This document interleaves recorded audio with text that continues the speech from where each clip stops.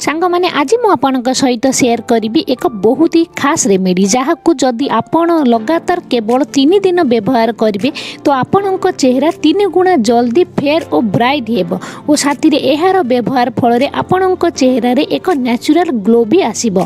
तो आ dairy करबानी friends, चलतु देखि नबा यही स्किन व्हाइटनिंग पैक कौन आउ किपरि तैयारी करबा जहाँ आपण स्किन को मात्र 3 दिन एते गोरा और चमत्कार बनइब कि आपण निजे भी आश्चर्य हो जिवे। तो डेरी करबानी चलतु देखि नबा। तो फ्रेंड्स एथि नबा आम जो मेन जिनस आमर यहाँ हूँ मुलेठी पाउडर अधा चामच। यही लिकोरिस पाउडर बा मुलेठी पाउडर बा या यष्टि मधु भी कहती। लिकोरिस पाउडर स्किन व्हाइटनिंग पाई एक बहुत ही भल इनग्रेडिएंट्स अटे। लिकोरिस पाउडर रे हाई कंटेंट ऑफ मिनरल्स रही जहाँ आम सनटैन को आम स्किन बहुत ही भल से रिड्यूस करिथाए, स्किन ने टैनिंग को दूर करिथाए। साथ ही लिकोरिस पाउडर आम स्किन मेलेनियन प्रोडक्शन को रिड्यूस करिथाए जहाँ द्वारा स्किन कम्प्लेक्शन फेयर और ब्राइटेन होता है।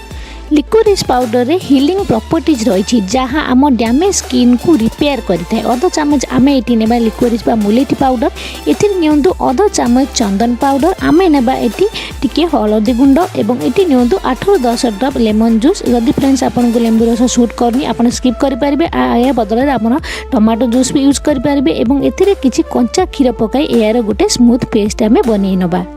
फ्रेंड्स यही पैक लगाइबा द्वारा आपण फेस रे जदि अनवांटेड हेयर थी ताहा भी धीरे धीरे रिमूव हो। तो यह नहीं आपण निज क्लीन फेस रे भल से लगांतु। फ्रेंड्स यही पैक व्यवहार द्वारा आपण स्किन जेते भी डार्क स्पॉट थी ताहा बहुत ही भल से रिमूव हो आपण चेहरा हीरा परी एकदम क्लीन क्लियर यूथफुल बनब। यही रेमेडी बास 3 दिन व्यवहार फल आपण चेहरा एते गोरा बनब कि आपण निजे भी भाभी पारिबेनी। तो यह फेस लगाई आपण 5 ରୁ 10 मिनट फेस लगाई रखंतु एवं 5 ରୁ 10 मिनट पर जेतेबेले ताहा अधा अधा सुखी जिवो आपण टिके ओदा हाथ होई धीरे धीरे मसाज करी फेस को धोई नेबे। बेस्ट रिजल्ट पई आपण एहा को लगातार 3 दिन यूज करंतु आउ ता पर चाहिए तो आपण एहा को लगातार किछि दिन पर्यंत यूज करि परिबे।